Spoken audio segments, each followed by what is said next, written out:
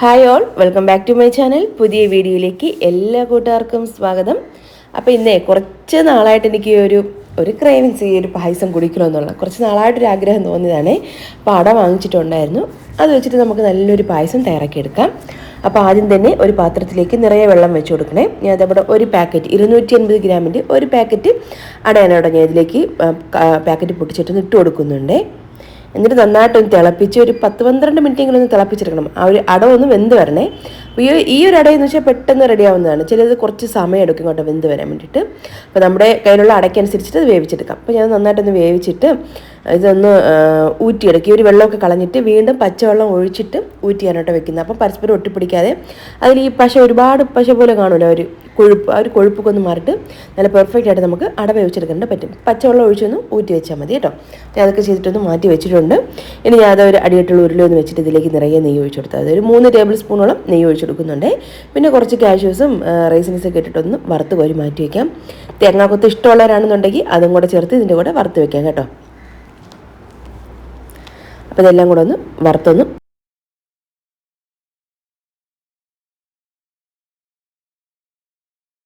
കാഷ്യൂസും റൈസിൻസൊക്കെ ഞാൻ മാറ്റി വെച്ചിട്ടുണ്ട്. ഇനി അതേ സെയിം നെയ്യിലോട്ട് തന്നെ നമ്മളിത് കഴുകി ഊറ്റി വെച്ചിട്ടുള്ള ഒരു അട പച്ചവെള്ളം ഒഴിച്ച് തന്നെ ഊറ്റി വയ്ക്കണേ. എപ്പോഴും പരസ്പരം മുട്ടിപ്പിടിക്കാതെ. അതുപോലെ തന്നെ അതിൻ്റെ ഒരുപാട് കൊഴുപ്പൊക്കെ ഒന്ന് മാറിക്കിട്ടോളും. അപ്പോൾ ഒരു അട വേവിച്ച് വെച്ചിട്ടുള്ള ഒരു അടയും കൂടെ ചേർത്ത് കൊടുത്തിട്ട് നല്ല രീതിയിൽ ആ ഒരു നെയ്യിലിട്ട് ഒരു 5-6 മിനിറ്റ് ഒന്ന് വഴറ്റിയെടുക്കാം.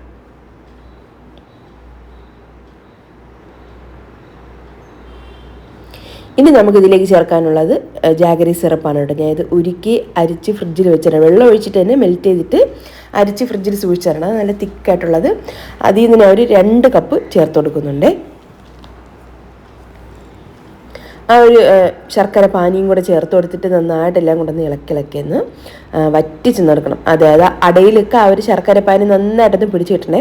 ഇതൊക്കെയാണ് കേട്ടോ കുറച്ച് നമ്മളൊരു പായസം വെക്കുന്ന സമയത്ത് കുറച്ച് പണിയുള്ള കാര്യം എന്ന് പറയുന്നത്. നമ്മളിങ്ങനെ ഇളക്കി കൊടുത്തുകൊണ്ടിരിക്കണം. അപ്പോൾ ആ ഒരു അടയിലൊക്കെ ഈ ഒരു മധുരം നന്നായിട്ട് പിടിച്ച് കിട്ടുള്ളൂ. എപ്പോഴും കുറച്ച് ടൈം എടുത്ത് നമ്മൾ തയ്യാറാക്കുന്ന പായസങ്ങൾക്കാണ് ഒരുപിടി ടേസ്റ്റ് മുന്നിൽ നിൽക്കുന്നതന്നെ. അപ്പോൾ അങ്ങനെയുള്ളൊരു പായസം കേട്ടോ കുറച്ച് ടൈം എടുത്തിട്ടുണ്ടായിരുന്നു ഇതൊന്ന് റെഡിയാക്കി എടുക്കാൻ വേണ്ടിയിട്ട്. അപ്പോൾ അതൊന്ന് ഇളക്കി നമ്മൾ ഒഴിച്ചിട്ടുള്ള ഒരു ശർക്കര പാനിയൊക്കെ ഒന്ന് കുറുകി വന്ന് ഒരു അടയിലോട്ടൊക്കെ ഒന്ന് പിടിച്ച് വന്നിട്ടുണ്ട്. നമുക്ക് കാണുമ്പോൾ തന്നെ മനസ്സിലാവും ഒരു അടയിലോട്ട് ശർക്കര പാനിയൊക്കെ നന്നായിട്ട് പിടിച്ചിട്ടുണ്ടെന്ന്. പായസമൊക്കെ നന്നായിട്ട് കുറുകി ഒരു അടയിലൊക്കെ ഒരു മധുരമൊക്കെ ഒന്ന് പിടിച്ച് സെറ്റായി വന്നിട്ടുണ്ട്. ഇനി വേണം നമ്മളിതിലേക്ക് തേങ്ങാപ്പാൽ ചേർത്തെടുക്കാൻ വേണ്ടിയിട്ട്. ഞാൻ ഇവിടെ 2-ാം പാലും 1-ാം പാലും ഇട്ട് എടുത്ത് വെച്ചിട്ടുള്ളത്. 2 മീഡിയം സൈസിലുള്ള തേങ്ങ ചിരകിയിട്ട് കുറച്ച് വെള്ളം ഒഴിച്ചിട്ട് ഒരു 1.5 കപ്പ് പാല് 1-ാം പാൽ എടുത്ത് വെക്കാം. പിന്നെ കുറച്ചും കൂടെ വെള്ളം ഒഴിച്ചിട്ട് ഒരു 3 കപ്പ് പാല് എടുത്ത് വെക്കണം. 2-ാം പാല് അതാണ് കേട്ടോ ചേർത്ത് കൊടുക്കുന്നത്. അപ്പോൾ നമ്മളിതിലേക്ക് വീണ്ടും നമ്മൾ എക്സ്ട്രാ വെള്ളം ഒഴിച്ചിട്ട് 3-ാം പാൽ എടുക്കേണ്ട ആവശ്യമില്ല. ആ ഒരു 3 കപ്പ് പാല് തന്നെ ധാരാളം മതിയാകും.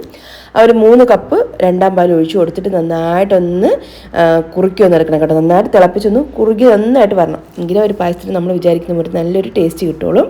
അപ്പോൾ ഇത് ഏകദേശം ഒന്ന് കുറുകി തുടങ്ങിയിട്ടുണ്ട്. ഇനി നമുക്കിതിലേക്ക് ഒരു 1-2 ടീസ്പൂൺ ഏലക്കാപ്പൊടിയും കൂടെ ചേർത്ത് കൊടുക്കാം.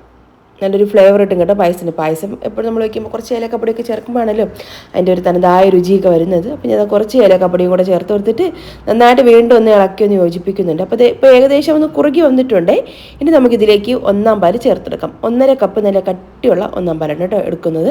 അതും കൂടെ ഒഴിച്ചു ആ ഒരു 1-ാം പാൽ ഒഴിക്കുമ്പോൾ തന്നെ പായസം ഒന്നും കൂടെ ഒന്ന് തിക്കായി വരും. തണുക്കുമ്പോൾ വീണ്ടും ഒന്നും കൂടെ ഒന്ന് സെറ്റായിട്ടൊന്ന് കുറുകി വരും കേട്ടോ. അതിനനുസരിച്ചിട്ടാണ് നമ്മളിതിലേക്ക് പാല് ചേർത്തെടുക്കാൻ വേണ്ടിയിട്ട്. ഈ 1-ാം പാൽ ഒഴിച്ചതിന് ശേഷം അങ്ങ് തിളപ്പിച്ചെടുക്കേണ്ട ആവശ്യം ജസ്റ്റ് ഒന്ന് ചൂടാക്കിയാൽ മതിയേ. നമ്മൾ തിളപ്പിച്ച് കഴിഞ്ഞാൽ പായസത്തിൻ്റെ ഒരു കൺസിസ്റ്റൻസി മാറിപ്പോകും. അതിനനുസരിച്ച് നമ്മളൊന്ന് ജസ്റ്റ് ഒന്ന് ചൂടാക്കിയിട്ടൊന്ന് മാറ്റി വയ്ക്കാം. അപ്പോൾ ഒരു 1-ാം പാൽ ഒഴിച്ചൊന്ന് സെറ്റായിട്ടുണ്ട്. ഇനി ഇതിലേക്ക് നമ്മൾ വറുത്ത് വെച്ചിട്ടുള്ള ആ ഒരു കാഷ്യൂസും റൈസിൻസൊക്കെ ഒഴിച്ചെടുക്കാം. ഈ ഒരു ടൈമിൽ കുറച്ചൊന്ന് ലൂസ് പോലെ തോന്നും. തണുക്കുമ്പോൾ നന്നായിട്ട് തന്നെ കട്ടിയായി കിട്ടും കേട്ടോ. അപ്പോൾ ഒരു പെട്ടെന്ന് തന്നെ ഒരു കൊതി കൊണ്ട് ടേസ്റ്റ് ചെയ്യുന്നതാണ്. ഒരു പാത്രത്തിലേക്ക് കുറച്ചെടുത്തിട്ട് ഒന്ന് തണുപ്പിക്കാനായിട്ട് വെച്ചിട്ട് അങ്ങനെ കഴിക്കുന്നതാണ് കേട്ടോ. പിന്നെ റീൽസിന് വേണ്ടിയിട്ട് ഞാൻ വാഴയിലേക്ക് വെച്ചിട്ട് പായസം ഒന്നും ഒഴിക്കുന്നുണ്ട്. ഇപ്പോൾ പപ്പടവും പഴവും ഒന്നും ഇല്ലായിരുന്നു. അതൊക്കെ വെച്ചിട്ട് ഇങ്ങനെ കുഴച്ച് കഴിക്കുന്നത് പോലെയൊക്കെ റീൽ എടുക്കണമെന്ന് വിചാരിച്ചു തരുന്നത് കേട്ടോ. അപ്പോൾ അതൊന്നും നടന്നിട്ടില്ല. എങ്കിലും ഞാൻ ജസ്റ്റ് ഒരു ഫോട്ടോയ്ക്കും പിന്നെ അതുപോലെ തന്നെ ഇങ്ങനെ കോരി വെക്കുന്നതിൻ്റെ ഒരു ഭംഗിക്കൊക്കെ വേണ്ടിയിട്ട് ഒരു വാഴയില വെച്ചിട്ട് അതിലേക്ക് പായസം ഒന്ന് ഒഴിച്ച് വെക്കുന്നതാണ്. എന്തായാലും സംഭവം സൂപ്പറായിരുന്നു. കറക്റ്റ് തണുത്തൊക്കെ വരുന്ന സമയത്താണ് ഇത്രയും തിക്കായിട്ട് കിട്ടും. അതിനനുസരിച്ച് നമ്മൾ പാല് ചേർത്ത് കൊടുത്താൽ മതിയാകും. അപ്പോൾ ഇത്രയേ ഉള്ളൂ. സിമ്പിൾ റെസിപ്പിയാണ്. കഴിക്കാനും നല്ല ടേസ്റ്റാണ്.